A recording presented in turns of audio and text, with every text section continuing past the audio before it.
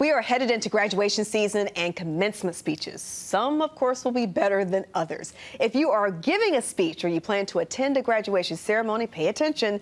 Joe McCormack is here. He is the author of Brief, Make a Bigger Impact by Saying Less, and he'll share some advice on how to get to the point. Most of these speeches are just long and pointless and unmemorable, aren't they? Yeah, if you think about your graduation speech, most people that I talk to forget completely who gave the speech and what the speech was about. It's really like the good, the bad, and the awful when it comes to commencement speeches. People just don't know how to deliver the goods, and that special, like, magical moment tends to get ruined. People go long-winded. It's supposed to be, you know, a moment of celebration, but why are the speeches so bad most of the time? I think people forget the setting. The setting is you're graduating from college or high school. This is a moment where you don't want another class, and people feel like that's a lecture, almost the last lecture. So the secret here is you know, what makes a great speech, right? To think of great commencement speeches, the one that comes to mind for me is J.K. Rowling, the author of Harry Potter, gave a speech at Harvard.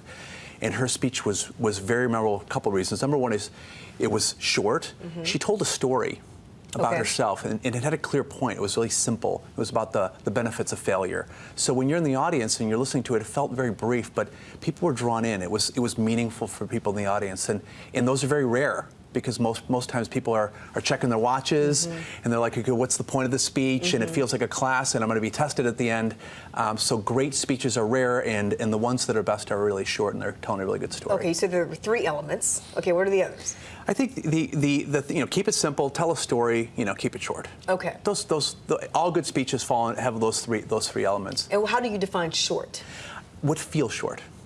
So if you're in a speech, 15 minutes? yeah, 10 or 15 minutes, but at the end you're feeling like, I want to hear a little bit more. Okay. You don't want, short is not like you're rushing through it, but at the end you're like, okay, that was great. It wouldn't have been bad if the person talked a little bit more. Okay, what if somebody is watching right now, they're preparing to give a graduation speech, and they say, well, I don't really have any interesting stories about myself. How do you choose what the audience will care about? Put yourself in their shoes. What's worth their time? What can help them take the next step in their life, right? And so go back and make it personal. I think a couple things to think about are like coping strategies. If you're in the audience, and let's say you have a bad speech. Okay. So a couple coping strategies would be, number one is turn it off. So if you've got a smartphone, turn it off, because the temptation to check your phone while you're in the middle of the speech is not going to be a good thing. So shut that off. Okay. Tune in. So make it a point to focus in on the person, not tune out. So people can sit there and sort of start to daydream. Really listen to that. What is in that speech that could benefit me?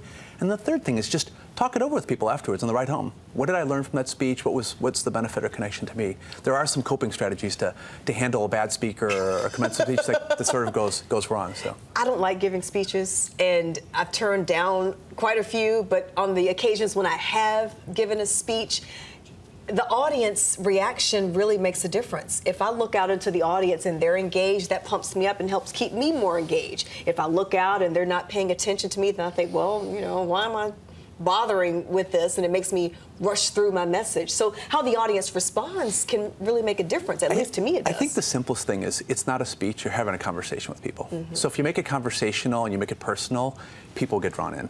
And if you feel like you're giving a speech, you're probably going to bore people to tears. So avoid the tendency to give a speech and just have a conversation. Don't even call it a speech. No. Okay, the book is called Brief. Quickly, which I don't even have to tell you to do it quickly, because of course you will. Give the audience a synopsis of what they'll learn in Brief. The book is really about how to make a bigger impact by saying less. And we live in a world today where people's attention spans are shrinking. They don't have the mental capacity to handle more. So you have to trim and get to the point quickly, otherwise people will tune you out. So whether you're giving a speech or you're doing an interview or you're talking to your boss, you have to take the time to prepare in advance to really deliver the goods and get to the point, otherwise, you know, your point won't be And maybe heard. revise especially emails. Exactly. Don't send the first draft. I know I often go back and take out some things to try to make it more to the point. Yeah, I think the temptation with email is people just sit on the computer and they start writing, and then they hit send. And my recommendation is, before you even get to the keyboard, what's the point of my email? What's the subject line? What do I want to accomplish in this email? How can I trim excess words? And then really, most important, before you hit it, scan it. Look for typos, look for mistakes, and then when you feel like this is my best work, just an extra minute or so, then hit send. Joe, I always learn something when you stop by. Thank you. Thanks for having me.